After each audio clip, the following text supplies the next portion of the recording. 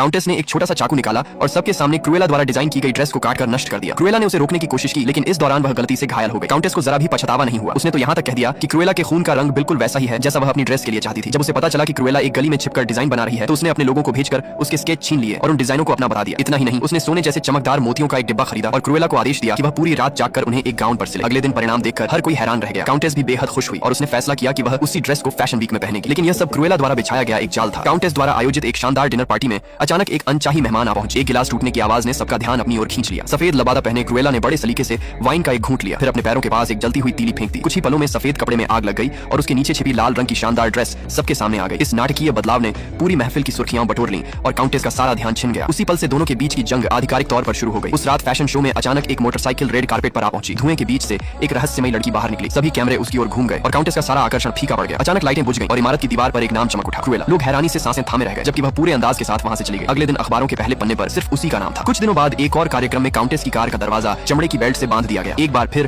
Cruella प्रकट हुई। वह कार की छत पर चढ़ गई और अपनी शानदार ड्रेस की लंबी पूंछ से कार की खिड़कियों को ढक दिया। मीडिया का सारा ध्यान फिर उसी पर चला गया। बिना किसी शक के उसने एक बार फिर काउंटेस को पीछे छोड़ दिया और सुर्खियां बटोर ली। काउंटेस ने अपनी टीम को क्रुएला की जांच पड़ताल करने का आदेश दिया। उसे लगा कि इस बार वह जीत जाएगी, लेकिन तभी बाहर एक कूड़ा ढोने वाला ट्रक आकर रुका। क्रुएला मुस्कुराते हुए एक बिल्कुल नए अंदाज में सामने आई। वह ट्रक पर चढ़ गई और जैसे ही ट्रक आगे बढ़ा सबको एहसास हुआ कि कपड़ों का वह ढेर दरअसल 15 मीटर लंबी ड्रेस थी। क्रुएला उस पर खड़ी होकर जोर जोर से हंस रही थी। कैमरों की फ्लैश लगातार चमक रही थी जबकि काउंटेस गुस्से से कांप रही थी। उसका फैशन साम्राज्य बिखरने लगा। कपड़ों की बिक्री तेजी से गिर गई। आखिरकार उसने अपनी सारी उम्मीदें एक सुनहरी ड्रेस पर टिकाते हुए वार्षिक फैशन गाला आयोजित किया। लेकिन क्रुएला के पास एक और योजना थी। उसके साथी ने कार्यशाला में अफरा तफरी मचा दी जिससे काउंटेस बेहद घबरा गई। इसलिए उसने सभी ड्रेसों को तिजोरी में बंद कर देने का फैसला किया। लेकिन क्रुएला तो यही चाहती थी। शो के दिन जैसे ही तिजोरी खोली गई उसमें से सैकड़ों कीड़े उड़कर बाहर आ गए। हर कोई डर गया। लोग घबराकर इधर उधर भागने लगे। असल में वे सुनहरे मोती नहीं बल्कि कीड़ों के अंडे थे और इस तरह काउंटेस का फैशन शो पूरी तरह बर्बाद हो गया।